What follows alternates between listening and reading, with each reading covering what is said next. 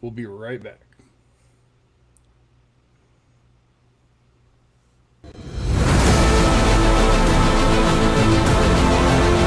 Welcome to the Devy Devotional Podcast, a show devoted to college prospect evaluation with a fantasy football focus. With your hosts, John Arrington, Aaron Wilcox, and Andy Starr. This podcast brings you actionable strategies and player-driven analysis for your Devy, C2C, and Dynasty leagues. Let's dive in.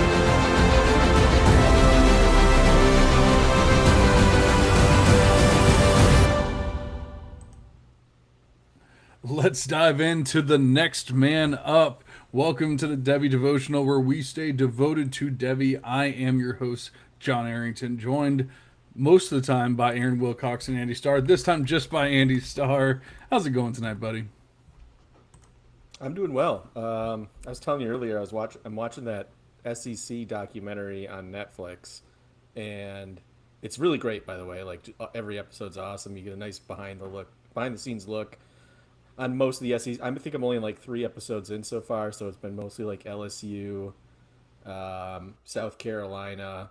But then I just saw the Vanderbilt episode today with my boy Diego Pavia, and it got me fired up for some college football again. That dude, he's so cool, dude. He called himself a first round pick in his mind, so he's a first round pick in my mind too.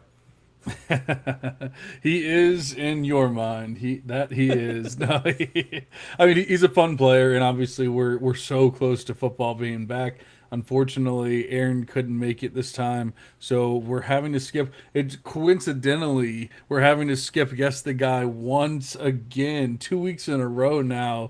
Aaron all of a sudden getting away with it. I some people say he's scared. Some people say, he just doesn't have that dog in him. Who knows? Well, I guess we'll hopefully find out very soon.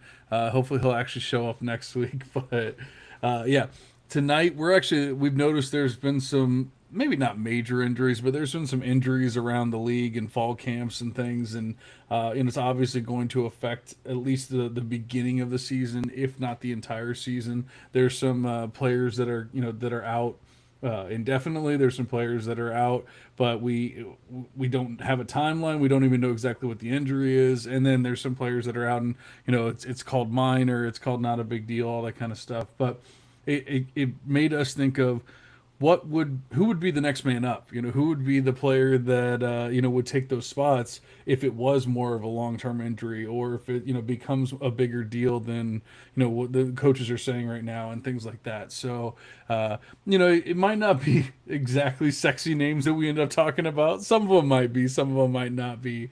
But I figured it's probably important to talk about some of these injuries, talk about some of these the next men up for the injuries, and because I don't think it's clear cut, especially for a lot of these after looking into it.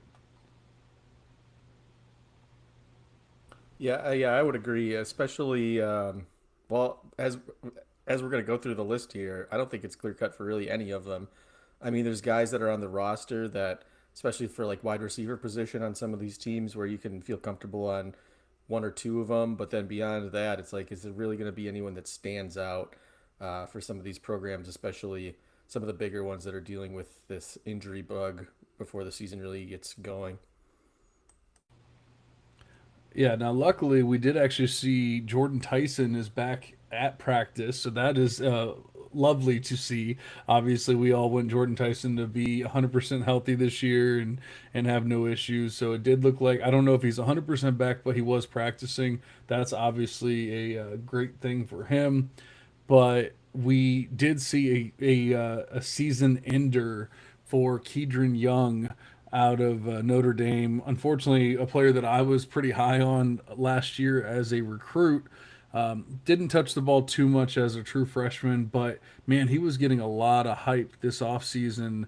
And then almost immediately after I started getting excited again, almost immediately tears his ACL, and he is out for the season. So I think that's probably the first one that we should talk about here. What do we think is going to happen? Not that Keidron Young was going to lead that backfield this year, or even be necessarily a prominent member of the backfield, but I think he had earned a role at this point, and especially moving forward, going into next year and things like that. And I lost Andy, so I was about to ask him what he thought, but I can't really do that when he's not here. So I'll just talk about it. Essentially, I think it sucks. I think that Keidron Young was going to take more of a role this year, and he was going to, essentially, what it might not have been a huge role, but I think that he was going to, prove that he can be that at least early down back for Notre Dame when he's sparing, or giving Jeremiah Love a break, things like that. So I think he was going to do that. Obviously, that's not going to happen now. But moving forward, going into next year, obviously it happened early enough to where he can be fully healthy by the time that the season rolls around. But we also know, sometimes those timelines don't work out very well. So uh, I think we have to assume that he's going to take a step back. Whatever role he had earned going into this season, he's probably going to have to re-earn and things like that. Who knows if they're going to recruit over him because of the injury and things. But basically, if we're just assuming that next year, oh, and Andy is back, hopefully. I'm gonna try to not let you do this one solo, but man, my internet was struggling just now, so I don't know what's been going on. I called like my ISP and they are like, yeah, everything looks fine. Just try unplugging and plugging back in. It never works. So Oh, here are we you are. serious? That didn't work? Oh Yeah, man. No, I was getting ready to hand off the question to you, and then all of a sudden you were just gone. And I'm like, well, I guess I'll go ahead and answer this question instead. So yeah, I've basically been talking about Keidron Young missing time. That sucks, obviously. I think he was going to earn a role this year, from what the coaches have been saying throughout the offseason and everything. Obviously, I think he's going to kind of have to re-earn that role when it comes time next year. Who knows if he'll be like recruited over or anything like that. But that was kind of where I left off. I was going to get into like Aeneas Williams and then what might happen next year with Jeremiah Love and Jadarian Price most likely being gone. yeah, and I think that's kind of just sums it up. Is like it opens the door for Aeneas Williams to sort of grab reins of the running back room, and Keidron's gonna have to, make up that time next summer probably. If this is an ACL, he's probably gonna be missing spring as well, which is not great. Um, he's a guy that a lot of people liked as a recruit. Unfortunately, he's in one of the most stacked running back rooms in the country right now. So um, I think what we would have liked to see this year from him is, kind of what we saw from Jeremiah Love, maybe his freshman year, or even Jadarian Price in his sophomore year. You know, Nothing crazy, just, but under 50 carries, but enough to like get a sample size to say, okay, this is a guy who's got talent and can move up once the people in front of him move on. Yeah, I mean, I was saying essentially, I thought he was going to at least be like the spell back. Whenever Jeremiah Love needed a breather, go in there on first and second down and do that. I don't know if he's going to earn a receiving role or whatever. Right, this year, obviously now it's not going to happen. I don't know if he was going to though, but I could easily see him being that that early down back. Obviously that's not going to happen now. But I mean, moving forward, assuming that he comes back to health, I really was excited about next year with the 1-2 punch with Keidron and Aeneas Williams because Williams is definitely more of that electric back and everything. But I mean, it's not to say that Keidron doesn't have any explosiveness or anything to his game. He's just a lot bigger and he's not going to be as explosive. So I was pretty excited about that. So it's definitely a letdown. I've been burnt by too many of these damn running backs now. With Branson Robinson, Roderick Robinson, all the Robinsons. It's just like even CJ CJ Baxter. We Baxter. could say like there's too many running backs getting hurt. Then obviously Jonathan Brooks getting hurt and then getting hurt again in the NFL. It hurts my heart. So I don't know. Like I'm so scared and so timid to say, "Oh, he'll be fine," whatever. It's weird. We got to a point, at least for dynasty purposes, where we were like, "Oh man, ACLs don't even matter. It's like give it like 7 months and everything will be fine."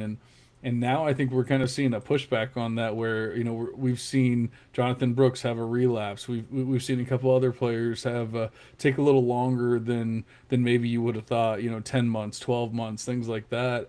And especially with these college players, for whatever reason, it seems like whether it's just the injury, whether they don't have the financials to like help with the recovery as quickly or whatever it might be, they don't seem to heal as quickly as the NFL stars.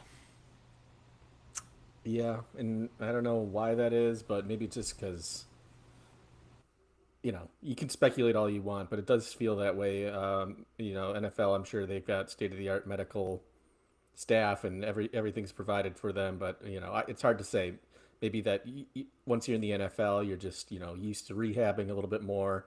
These guys are still essentially kids; they're just out of high school, so there's a lot to it that we probably don't understand as non like physical therapists and that sort of thing. But it does feel like it can be detrimental, especially when it happens early on in these college careers.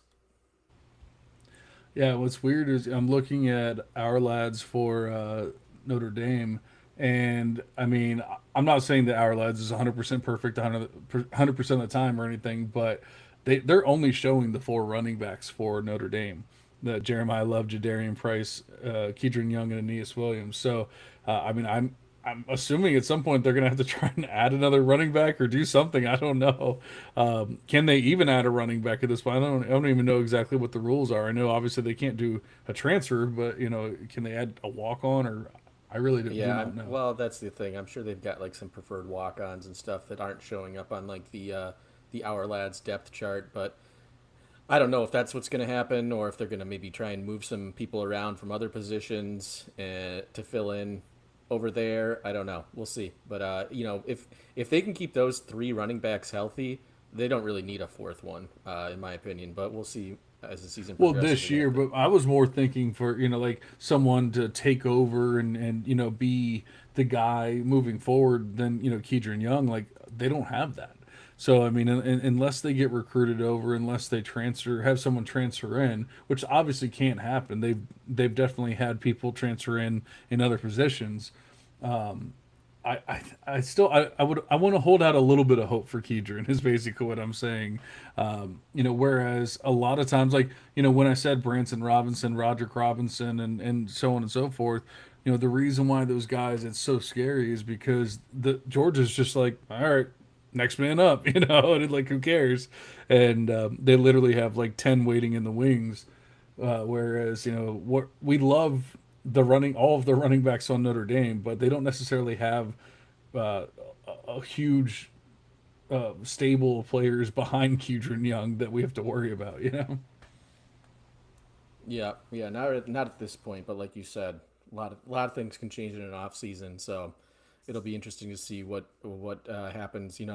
Anything can happen with the running back position too, as far as going pro. We've seen it a number of times where a guy who seems like a surefire day two pick decides to stay for a fourth year. I'm not saying that's what Jeremiah Love's going to do, but we've certainly seen stranger things happen with the running backs. Yeah, that's fair. I think that's it for Notre Dame. A running back room near and dear to your heart after last season is the Iowa Hawkeyes running back room, and I'll tell you what, it's with Caleb Johnson leaving, it's not looking great. And then on top of that, Kamari Moulton has an injury. Did you actually find out what that injury was? It's a hamstring that's bothering him. Okay. It happened late last week, I believe. So he's been out of practice, and you know how those soft tissue things are. You can get better and then have a setback, and then things get worse for a while. So uh, it doesn't. It's college football, so you really can't say whether or not somebody's going to play 100% or not until literally 10 minutes before kickoff. But as of right now, he hasn't been practicing this week. I'll tell you what, last year Caleb Johnson was a surprise, at least for, for most people. He had some hype 2 years ago, but then, last year a lot of people dropped him. He didn't hardly do anything. Obviously, surprises and looks amazing. I do not think we're gonna have a second coming of that with even with Moulton. But if we assume that he misses some times or he re-aggravates or whatever in season, I was looking at who's behind him, and holy crap, it is bad, man. Like, this is one where, we were saying, oh, obviously, like, Keaton Young goes down. It's not really going to affect Notre Dame much. It's not really going to affect anything for this year. It'll be more for, like, the future and stuff like that. Kamari Malton goes down.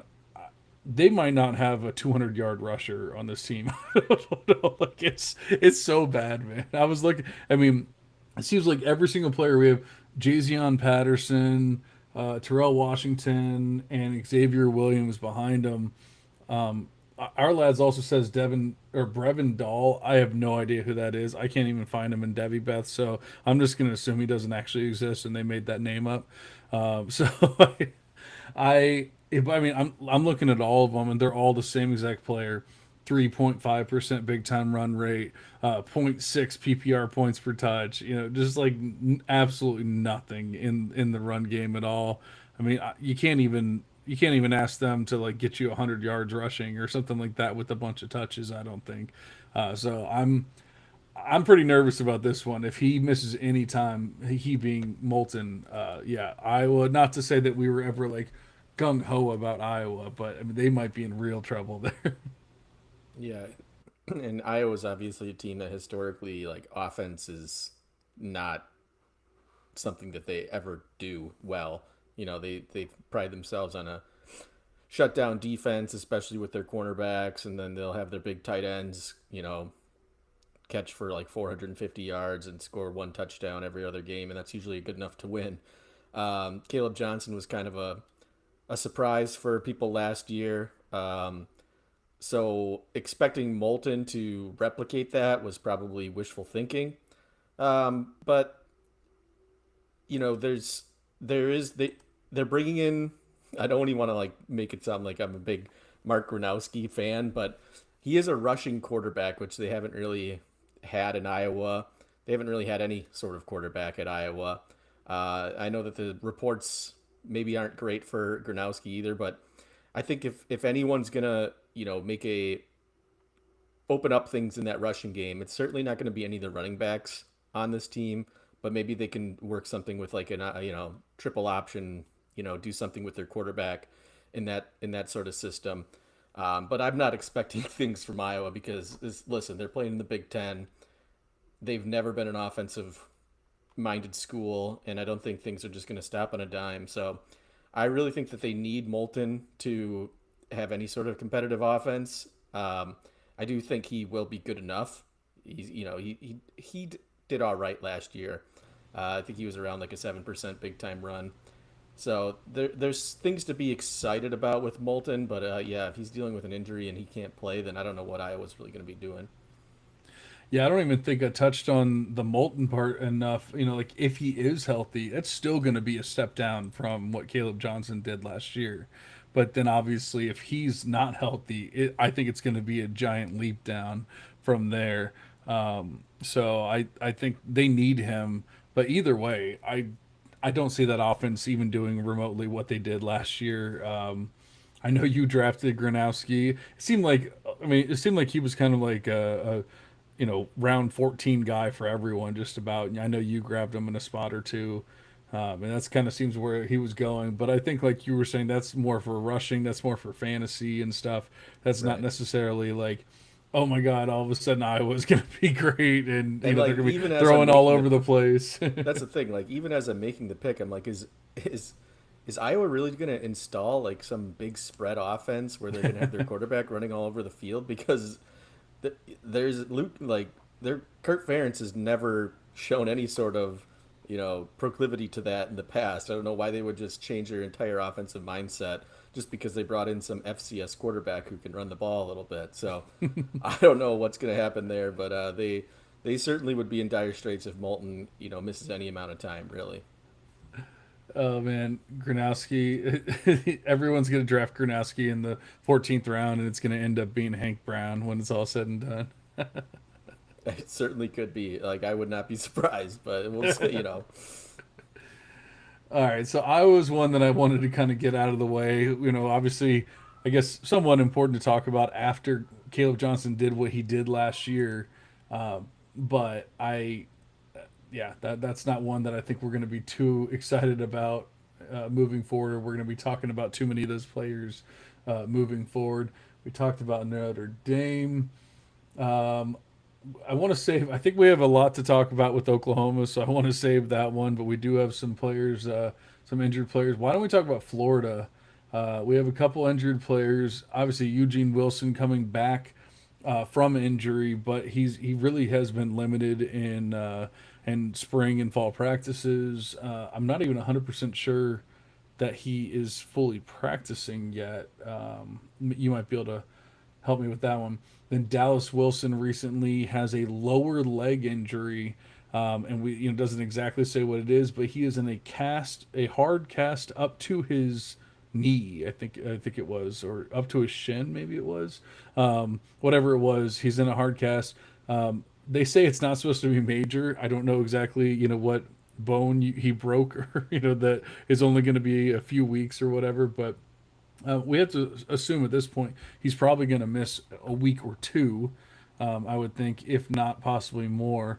Um, and then Jeff's in the chat and he says, Florida, the whole wide receiver group is down. Well, that's what we're going to talk about here, Jeff. We appreciate you being here.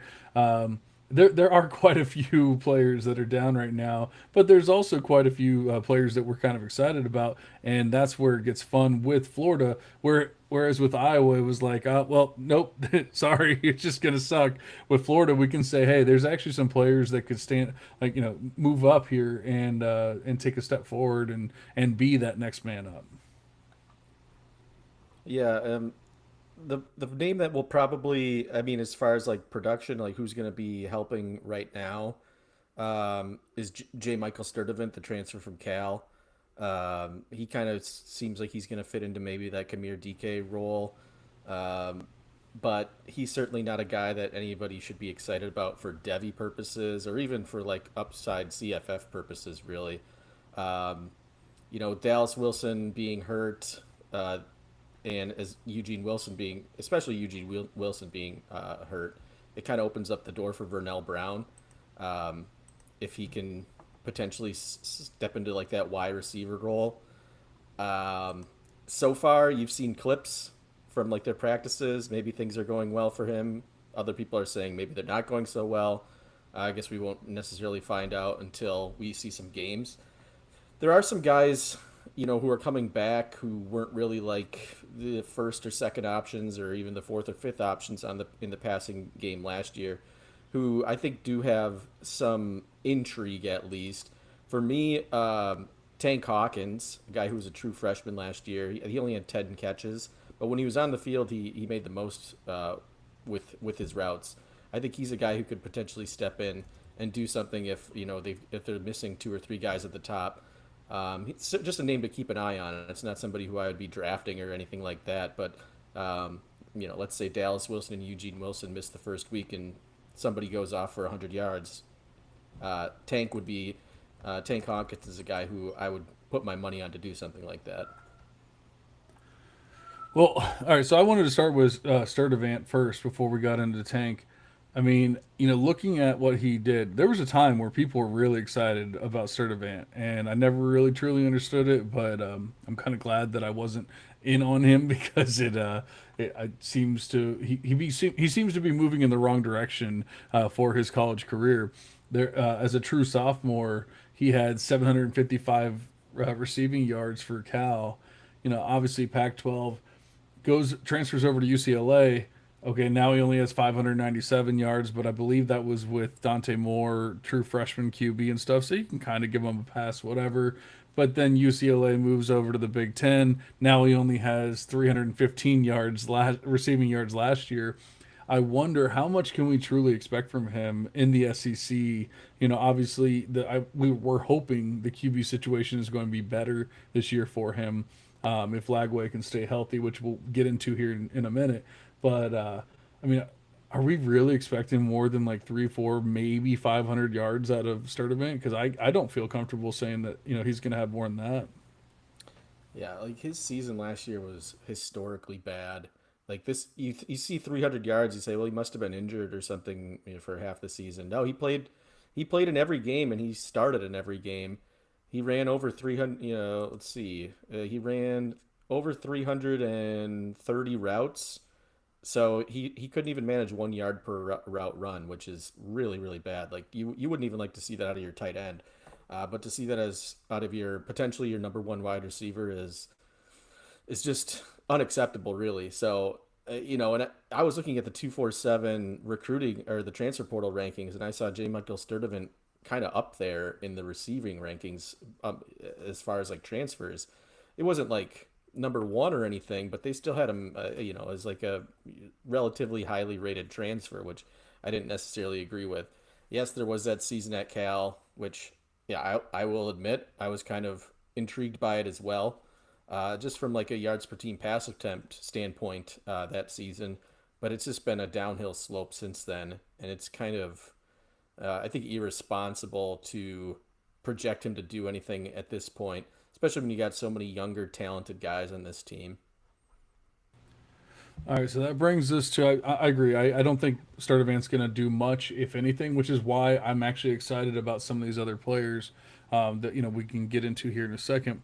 But I wanted to talk about Hawkins, and I really don't know if this is a Florida thing, if this is just a player. Generally, I list a or I attribute an A dot to a player.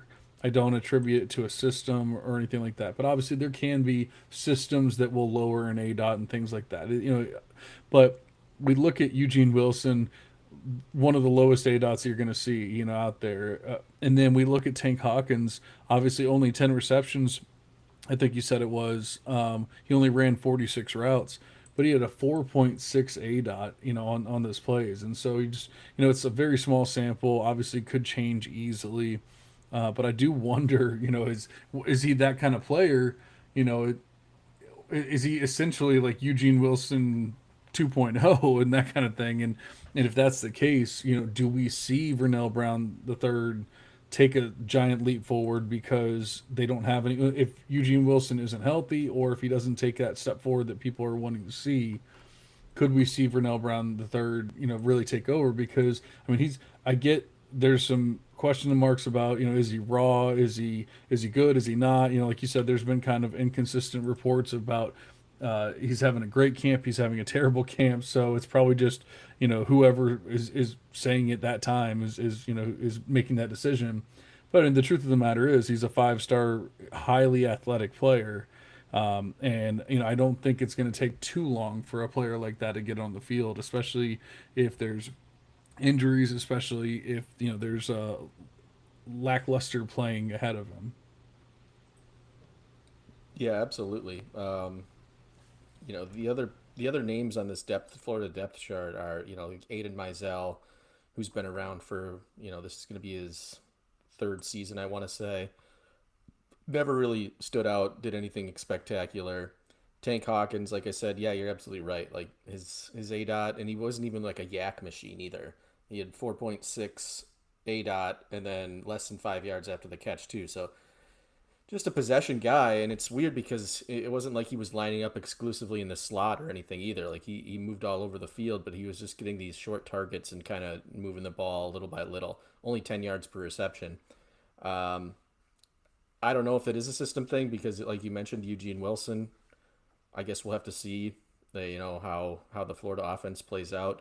This is kind of we did obviously see DJ Lagway for 4 or 5 games there at the end of the season once Mertz tore his ACL.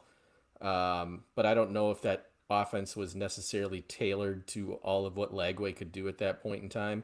I'm sure it was, a little bit once Mertz went down. But I think this is going to be the first season where we see the offense fully, entrusted to DJ Lagway and built towards his skill set. And we know Lagway can throw the ball down the field much better than Graham Mertz ever could.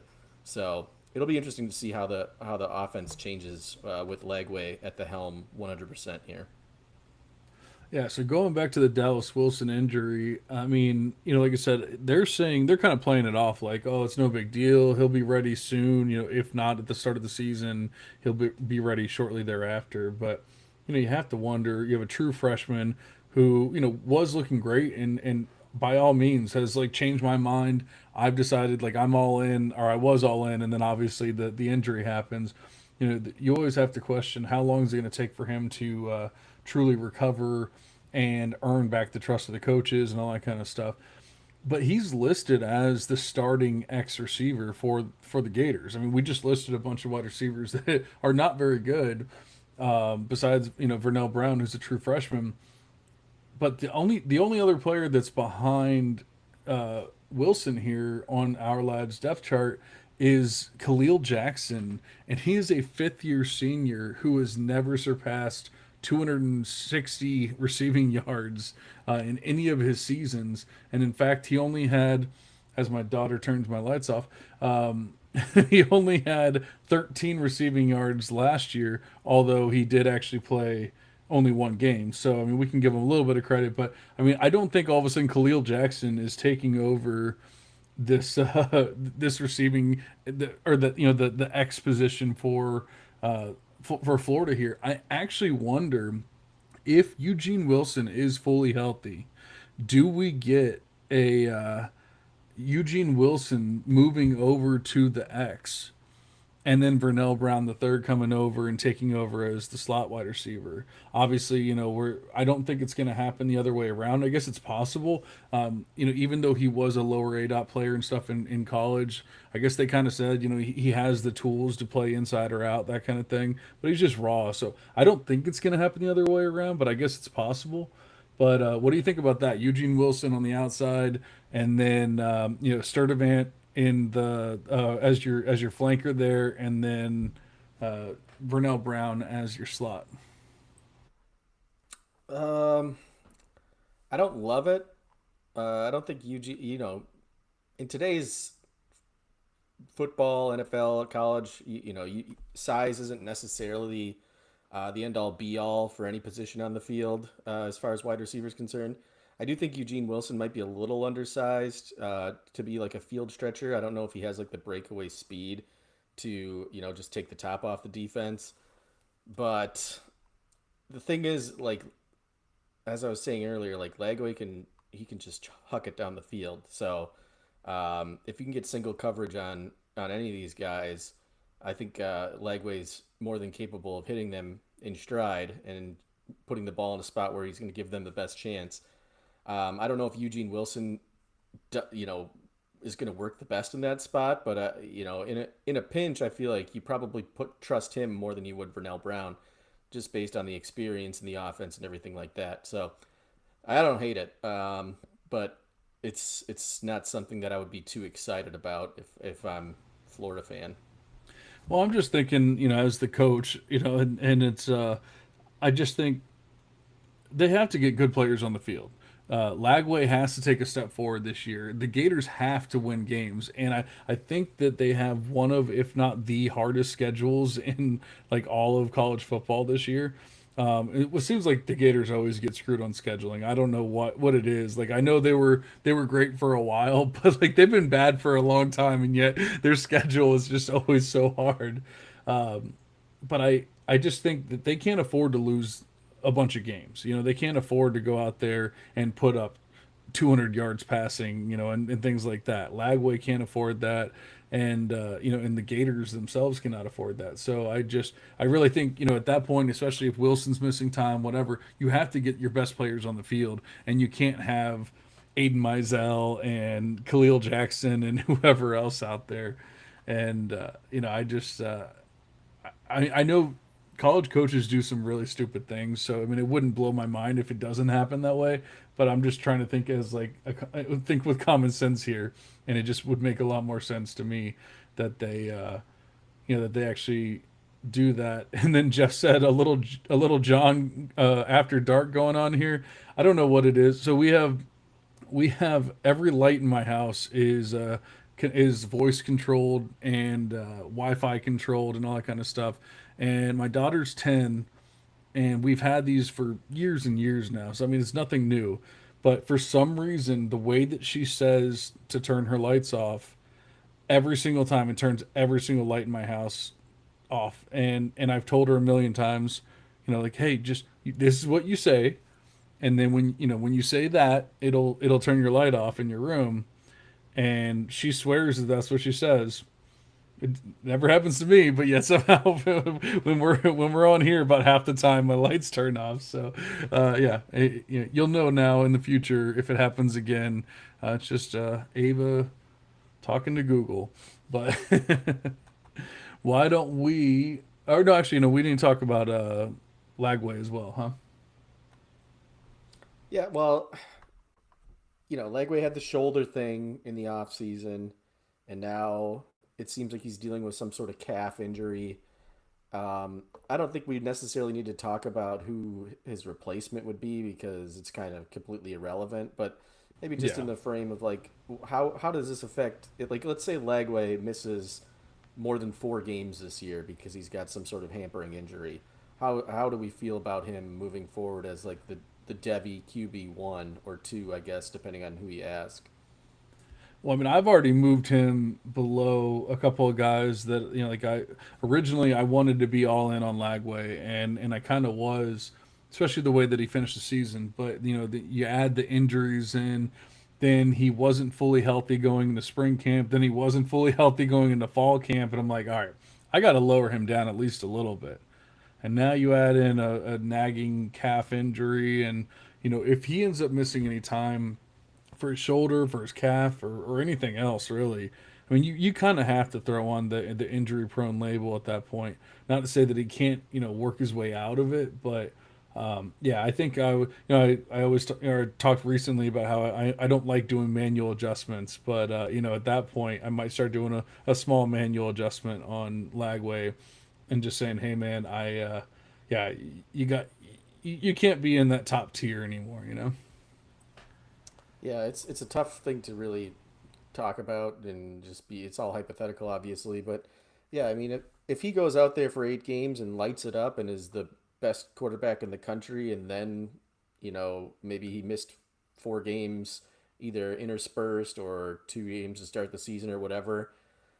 I don't think I'm moving him then if we've seen like a solid amount of production. Just chalk it up to bad luck, hopefully, and just kind of cross your fingers that it's not a pattern. Um, just because it happens sometimes, and you can't, sometimes it is injury prone related, sometimes it's not. Um, but I don't know if I'd move him too much. If he goes down and misses half the season and doesn't really show too much in the process, then you start to raise question marks like, okay, is DJ Legway really the guy? Obviously, Yeah. then you would, but Well, I know we'll see what you in happens. the past you've said how you're not all in on sellers. You need to see more and all that kind of stuff. Well, I mean, it's not like we really, as much as I love Lagway and as much as I think he can be that guy, it's not like we saw a perfect passer or anything like that out there. I mean, he was sub 60% passing completion rate. He was a 4.6% interception rate. I mean, obviously small sample, true freshman. Like I get it. I'm not hating on the guy by any means, but I just think we do need to see him take a step forward, and the only way he can take a step forward is by playing and by being healthy. So I am with you. Like I need to see him healthy this year. I need to see him take a step forward and clean up the act. Obviously, complete more passes, things like that. And that's what I was saying. Like they cannot afford to have crappy players out there. They can't afford to have your Aiden Mizels and even like your Sturdivant, who I mean he's technically considered the lead flanker right now. So I mean, he's gonna be out there, but I mean you're talking about a guy that we're assuming is gonna have 3 to 4 to 500 receiving yards and not much more than that. So we're really banking on Dallas Wilson. We're really banking on Eugene Wilson, and if it's not them, I really have to lean on Vernell Brown the third to take over one of those spots and just see what happens there. Because like I said, DJ Lagway needs it, the Gators need it, the coach needs it, everyone needs it. Yeah, the coach definitely needs it. There's never been a thinner sheet of ice for somebody to stand on as far as Billy Napier. So Yeah, hope I all is just well for the Gators. well that's I mean they just can't lose. They can't lose too many games. I guess there's probably a little bit of a leash there because people know how difficult their schedule is. But there's not going to be you start losing 5 6 games and there's not going to be too much leeway there. Hopefully they don't have to play Diego Pavia and Vanderbilt for everyone's sake. Is that guy still playing football? What is he, 50 Still now? there. Alrighty. So that was the Gators. That brings us to why am I looking? Oh, that's right. Okay. I was like, why do I have the 2023 LSU Tigers up? Because I was looking at somebody. Uh, the 2025 LSU Tigers, however, are have a couple hurt wide receivers here, and that's interesting because they have a deep wide receiver core here. So this one is going to be interesting to see who's going to take a step forward here and who's actually going to do something. But you want to go over the injuries real quick? Yeah, I don't know if I have all the specifics. I know Nick Anderson coming over from Oklahoma. He's obviously, I don't know if is it still from that injury last season that he's recovering from, or did he get some? I don't know, but if he is, that's scary because what he played one game. Yeah, you know what? I didn't do the best research. I was just looking at the injury reports. I saw Aaron Anderson and Nick Anderson were both missing some practices this week. So, I've um, wanted to be in on Nick. Like I've always said, he's a hell of a player. He can do some nice things. But man, these injuries are just piling up at this point, and it's really hard to truly believe that he's gonna all of a sudden become the stud at LSU. When he can't even be healthy during fall camp, when he wasn't healthy last year, he wasn't healthy for much prior to that either. okay, so it was the quadriceps injury, and it might have been stemming from the car accident he was in earlier this year. Mm. He was also in the concussion protocol, and then Aaron Anderson, I think he's just been on the sideline in like a you know I I'll look it up while we're talking here, but it's just a matter of people missing time in a room that's relatively deep. And I know Aaron Anderson is a guy that people are excited about to potentially lead this team in receiving this year. But as far as like who's who's making noise in camp this year, with both of those guys out, it's been Barry and Brown, strangely enough, who is drawing a lot of praise. I think he recently got some like all SEC, either like second or third team preseason honors. So Barry and Brown, he's a guy that had a great freshman year at Kentucky, just kind of fell off since there. Didn't really take any steps forward, but obviously also a great return man. And also Xavier Thomas has been getting a lot of love, and Trades Green, who is a tight end, but is obviously still going to be heavily involved in that passing game, especially with Mason Taylor gone. So it's not like LSU is not going to have people to throw to, even if Nick Anderson, who, like you said, with the injury concerns that he's had at Oklahoma, I don't think that you could really depend on him to be an every day, every game starter this year anyhow. Or if you were counting on that, it would kind of be like winning the lottery based on what we've seen from him. So there's guys that Nussmeier can throw to. I think Barry and Brown is intriguing. He's still a guy that falls inside the top Devy 50 wide receivers, depending on who you ask. So it's just it's not a huge deal for LSU, I guess, as it was with some of the teams we were talking about earlier. No, it's not. It's definitely not. But looking back, like you said, people are kind of expecting Aaron Anderson to take a step forward this year. I definitely don't see that happening, especially if he's injured. I just don't think he's anything special. He technically led the team in receiving last year, but I mean that's not saying much. He barely had more receiving yards than Kyron Lacey. Rest in peace. I don't. I mean Mason Taylor there weren't a lot of great wide receivers over here. C.J. Daniels, Just nothing special. Now we're starting to get some more special players over at LSU. I don't think that's going to lead to Aaron Anderson taking a step forward. I think it's going to, I think it's going to be more of a step back, or at the very least a plateau. But looking, like you said, Barry Brown's been getting a lot of buzz, but he's not considered the starter. If anything, he's like the special teams punt returner, kick returner kind of deal, and the backup flanker.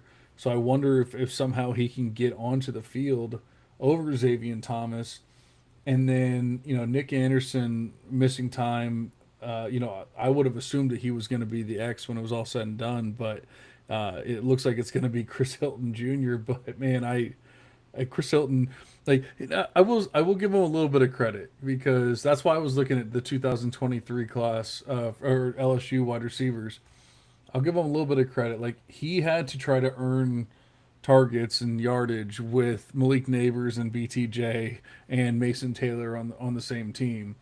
And he did an absolutely terrible job of it. He got beat out by all of them, of course, and he only had 225 receiving yards in a year that they threw for 4,406 yards. That's his best career total for Chris Hilton, and he's considered the X wide receiver this year. Last year they also threw for 3,000 something yards, and he only played 6 games, but he only had 243 receiving yards in that one. I just don't. I mean, he's definitely like a big play threat, but I don't think he's anything special. He's definitely not much of a target earner or anything like that. But a player that a true sophomore who I was kind of excited about at the time. Not overly excited, but obviously anyone going to LSU, basically, at least in the running for wide receiver U there, always gets on my radar, on Devy Beth's radar, and Killen Billiot, from a true sophomore, true freshman recruit last year, is considered the third string behind Nick Anderson, ex wide receiver. I wonder if it's possible for him to get onto the field at all this year and at least earn some kind of role, rather than Chris Hilton being out there. I mean, I know obviously when you're talking about teams trying to go for a playoff run and stuff like that, you generally lean towards the older players. So I'm not saying it's likely, but I do wonder if he could possibly get on the field if Nick Anderson misses more time than we're hoping or expecting here. Yeah, I don't know. I don't know if I can add much to any sort of Kylan Billiot analysis here. I will add to Chris Hilton, though. I think he's a guy that does perform when he's given the opportunity. He played in that bowl game last year, the only game he started, and went for 113 yards and a touchdown. And then if you look at his career numbers, 3 out of his 4 seasons, he's had over 2.5 yards per route run. So if he can stay healthy, I could be on the Chris Hilton train, honestly. I know it's he's a 5th-year guy, so it'd be a late breakout. But hey, it is wide receiver U, as you said. Kyron Lacey was getting first-round buzz last year, despite, in my opinion, not playing that well, or not playing that amazing. He was certainly above average. So if Chris Hilton just starts catching a bunch of touchdowns early on, he's certainly going to be a guy that, he's on the national radar just because he's on LSU. Maybe he's a guy that stands out if, Aaron Anderson or Nick Anderson, it sounds like Nick Anderson's already probably going to be behind him on the depth chart anyhow, just because he hasn't been available. Yeah. And, Chris Hilton's a guy, to me, I think he's a name to watch, honestly. I mean, he's a big play threat, but he just hasn't shown that he can be much more than that, and like, I love big play threats. I love players that can earn huge plays, but like you got to be able to do more than 200 yards in a season, at some point. So I get what you're saying. I would just say between like the freshman and the sophomore talent that's behind these players is what makes me think that, like, normally I would, like I said, I'm still leaning towards the veterans. They're gonna get that veteran deference and everything, but it really would not surprise me. Like I said, Killen Billiot or Teron Francis, the what's his nickname, Manchild, Teron Francis. You know, like the hype that he's getting. They're saying he's made some of the most beautiful catches in camp. He looks literally like just insane out there. 220 pounds at like 6 foot, looks more like a running back than anything else. But I just think players like that at some point have to earn their way onto the field. And you got guys like Chris Hilton, you got guys like Aaron Anderson that aren't exactly sexy or special. It doesn't. It's not too long before you start wondering, hey, are these other players going to get on the field? Yeah. I think you kind of hit the nail on the head there. Just I don't know if I don't know enough about like the true freshmen like Teron Francis. I like the name Manchild. I think that's awesome. But I think when you got guys like Barry and Brown and even Xavier Thomas, I know our lads has Barry and Brown's behind Xavier Thomas. I think Barry and Brown is probably going to earn that spot at some point. I would assume so. Yeah. Yeah, I don't think Xavier Thomas has done anything really special as a wide receiver as of yet, anyhow. So it's going to be tough for any of those guys to get any meaningful snaps this year. We'll see. If the injury bug continues to be a problem there in Baton Rouge, then anything's possible. All right. Well, we didn't even do guess the guy, and there's only the two of us, and yet here we are sitting pretty close to the hour mark. So, man, we are good at talking a lot at the very least, and maybe not talking well, but we do talk a lot. So, why don't we talk about this last team here in Oklahoma? They got quite a few injuries as well, and most of them at the running back position. And it's actually creating an interesting situation where there's a running back that I ended up drafting a lot of, a true freshman who would have probably just been completely off of people's radars. And now we might have to sit here and go, hey, can this player actually do something this year? Yeah, you're a big proponent of Tory Blaylock. I just think this is the most disgusting running back room in that any Power Five conference could I mean, it put out shouldn't there. be like at least on Yeah, that's the paper. thing. Like they recruit well. Like Taylor Tatum should be good. He Yep. hasn't shown it yet. But Yep. then you look at the depth chart, and again, we're using our lads, but I think that they're somewhat dependent. They're saying that he's the running back four on this team. So are we even Yep. going to see a lot of Taylor Tatum? But mentioning the injuries, Tatum's hurt, Ott's hurt. It sounds like they're not serious. It sounds like everyone's saying, "Listen, these are minor, in all caps, minor injuries. Like these will not affect their availability come week one of the season." So, but Ott is a guy who we've been down on based on just what he showed us last year. Hopefully he can return to form, because if that's the case, then yes, we will definitely be back in on him, because he did have some great seasons there at Cal. Javante Barnes is a guy who just never really sort of put it together. He's already in his fourth season. He always seems to earn snaps and playing time, but either gets hurt or just ends up Isn't losing Barnes the one that has the dead bone in his foot? Is that? I mean, perhaps. I think that's true. I hope I'm not just talking out of my ass here, but I'm pretty sure Javante Barnes is the one that was diagnosed with a dead bone in his foot, and it was like everyone, but they were like, "Oh, it's not going to be a long term thing. He can play through it and all that kind of stuff." And then it's always been like, "Oh yeah, he can't play. He has a dead bone in his foot." So I think that I think it's the right player. It just yeah. Jaden Ott missed a lot of time last year and then tried to play through injury and was very bad last season. Now he's already dealing with injuries. Javante Barnes, whether he does or does not have a dead foot, he does now. And and then Taylor Tatum dealing with injury as well. And so that's literally been Xavier Robinson and Torrey Blaylock as the only two running backs available at fall camp. And they've been talking about how Torrey Blaylock, how like you can't coach that kind of speed, and how explosive he looks and things like that. Excuse me. So I'm not saying all of a sudden Blaylock, skyrockets up to RB1 on the depth chart or anything like that. Honestly, I have too much Taylor Tatum that I don't even hope that happens. Although I do have more Blaylock, but maybe I should hope for it. So I don't see that happening per se, but it's kind of one of those things where like the genie's out of the bottle. Like once you see a guy that's that explosive, they're gonna get him the ball at some point. They're gonna get him on the field and say, "Hey, we have packages for this guy. We have plays for this guy." Like that kind of thing, don't you think?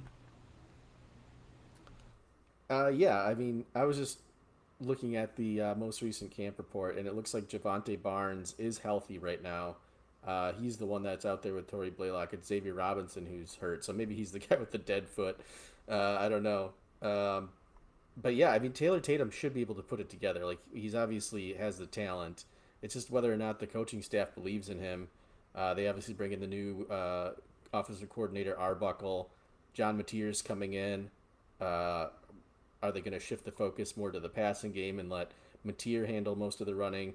Can't really necessarily say that's the case because even at Washington State, you had Wayshawn Parker running the ball pretty effectively. So I don't know. I certainly don't feel like Jaden Ott is going to be the long term solution this season. But who steps up after that? Maybe it is Tory. Is it Tory Blaylock? Sorry. Yeah. But it's just going back to the whole room. It just feels really down as far as Oklahoma. Like this is a program that's put out some really great running backs in the past, and this just doesn't feel like anywhere near the level that you'd expect out of that team. Yeah, that's interesting. I wanted to confirm because I don't want to put out like false information or anything like that. Yeah, I'm reading an article right now talking about Javante Barnes, and this is from August 7th of 2023, and he said he didn't look like himself. He didn't feel like himself. And then it said the way Barnes described the injury is that he had a dead bone near his big toe that was no longer getting blood circulated to it. It caused difficulty in moving the toe up and down, and ultimately he had to get the bone removed. So I know he had the dead bone problem, and then I don't think he played much last year. And so I mean, if he's healthy now, I do we ever expect him to actually be, like a much of a threat like in the game? I mean, he had he had 122 attempts for 577 yards last year, 4.7 yards a clip, 5 touchdowns. I mean, that was without Ott there. That was with Tatum being a true freshman. That was without Blaylock. I'm not overly concerned about Barnes at this point. I really feel like it's going to be Ott. If Ott's healthy, then maybe we don't have a concern here. If Tatum's healthy, then maybe we don't have a concern here. But I'm not. Yeah, like I said, I know our lads has Javante Barnes at 2. I don't really think that's the case when it's all said and done. Yeah, I mean, just looking at the most recent reports, they say Javante Barnes looks great, but maybe that's because he was only on the field with one other guy. So you had to Right. say something. Um, yeah, if he had a bone removed in his big toe, like for a running back, that seems like a pretty serious thing. Like Yeah. where a position is kind of built on agility and lateral movements. I don't know, but yeah, I think it really comes down to Ott. If he can go back to 2023, 2022, 2021 Jaden Ott, then they might be in business. But that obviously remains to be seen once things get going here. Yeah, and just looking like Taylor Tatum didn't even have a great year last year, and obviously it was a smallish sample, but he still had a higher yards per carry. He still had a better PPR points per touch than Barnes. Now Barnes is another year removed, but I mean, do you ever get better from it not having a bone in your foot? I don't know. Kind of like you said, As that far as I that know, doesn't they don't. sound like Those something that a running back just like magically gets better with. No, they don't. They don't grow back those bones. Unfortunately, once they're gone, they're out of there. I don't know. Like technology is crazy nowadays, but I don't know if we're to bone creating any yet. Not yet that I know of. Not yet. All right. Well, we're right around the hour mark, so that's about perfect timing. Hopefully, there was something to take away from this pod. I mean, it was just looking at some of these injuries, talking about some of these deep depth charts and things, and some players that you've probably. I mean, I don't think we've ever mentioned Torrey Blaylock on the pod. We've definitely, as far as I know, we haven't talked about J. Michael Sturdivant since like 2022 or 23 or something like that. So it's good to talk about some of these players that we don't mention as much. At least get them out there and try to figure out, hey, what, like you said, maybe I'm wrong about Chris Hilton here. Like maybe he's going to turn into something, but I can tell you I'm not overly excited about it. But he is in my top 100 wide receivers, so I'll give him that much credit. That's not saying too much, but he is up there. Yards per route run is king in the NFL. That's all they look at now. if you Yeah, if you go look at that's the drafted wide receivers, the best ones are the yards per route run over two. So that's him. that's true. I mean, like I said, I won't give him too much credit for last year, but at least the year prior, obviously going with BTJ and Malik Neighbors there, you're asking a lot for a third wide receiver to do too much. But I also think about, like I said before, like they were threw for 4,400 yards and he only had 200. That's still that doesn't get me too excited. But we appreciate you guys listening. We will be back in your ears as soon as possible. Hopefully, we will have Aaron with us as well. Guys, we have football in what, 2 weeks now? We are getting very close to talking about actual live football again and not having to speculate on any of this stuff, actually seeing what's happening and everything. So and we actually surprisingly have some pretty decent games in the early season where a lot of times it's all FCS, crap and Alabama playing some school you've never heard of or whatever. But there's actually some decent games in week 0, week 1, and so on and so forth. So I can't wait. A lot to be excited about. Obviously, a lot happening for Devy Devotional. We appreciate all you guys listening. I see all the subscribers over at Gridiron Ratings YouTube channel.